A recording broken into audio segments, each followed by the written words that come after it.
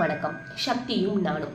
நான் ஏற்கனவே நம்ம வீட்டில் குலதெய்வம் இருக்கிறத எப்படி தெரிஞ்சுக்கலாம், எப்படி உணரலாம் அப்படின்னு சொல்லிட்டு ஒரு பதிவு போட்டிருந்தேன். அதை பார்த்த அனைவருக்கும் மிக்க நன்றி. அதை பார்த்து என் கூட பகிர்ந்துக்கிட்டீங்க சில பேர், அவங்களுக்கும் ரொம்ப ரொம்ப ரொம்ப நன்றி. இப்போ சில விஷயம் அதுல இருந்து நான் சொல்றேன். சில பேர் கேட்டிருந்தீங்க, எங்கள் வீட்டில் நிறைய பல்லி இருக்கு, கண்டுபிடிக்க முடியல, எப்படி எப்படி கண்டுபிடிக்கிறதுன்னு எனக்கு தெரியல அப்படின்னு ஒன்று. இன்னொன்று என்ன சொல்லியிருந்தாங்கன்னா, சத்தம் எங்கள் வீட்டில் வந்து பல்லி சத்தம் போட மாட்டேங்குது, இருக்குங்க ஆனால் சத்தம் போட மாட்டேங்குது.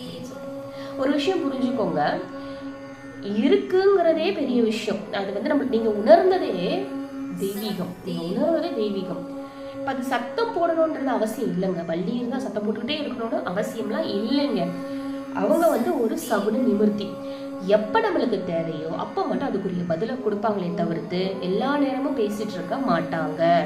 அதனால தான் அவங்களை நம்ம வந்து ஸ்பெஷலாக சொல்கிறோம் இல்லைங்களா? சரி, இன்னைக்கு இன்னொரு பதிவு உங்களுக்கு தரேன்.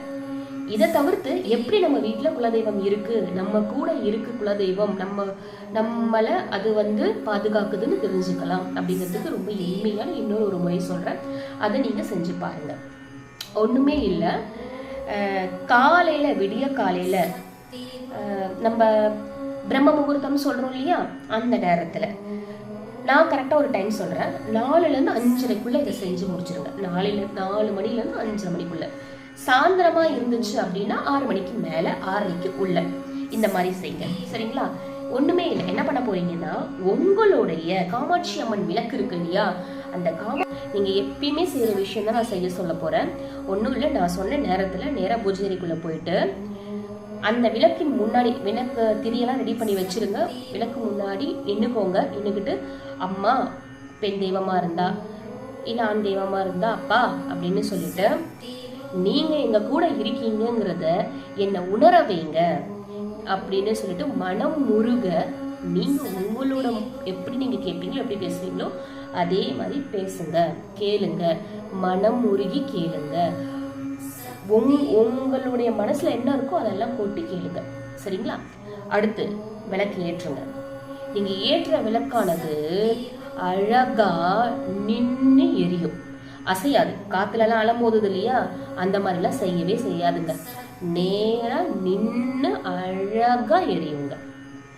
அதுல இருந்தே நீங்க தெரிஞ்சுக்கலாம், உங்க கூட உங்க வீட்டில் உங்களுடைய குலதெய்வத்தோட நடமாட்டம் இருக்கு, குலதெய்வம் உங்களுக்கு பாதுகாப்பா இருக்குங்கிறத இதுல இருந்து கூட நீங்க தெரிஞ்சுக்கலாம்.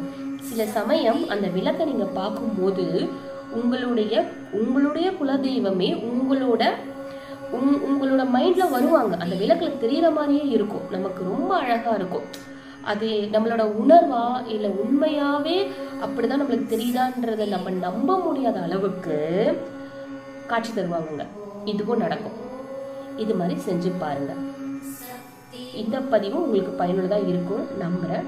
பிடிச்சிருந்தா உங்க நண்பர்களுக்கு ஷேர் பண்ணுங்க. நன்றி.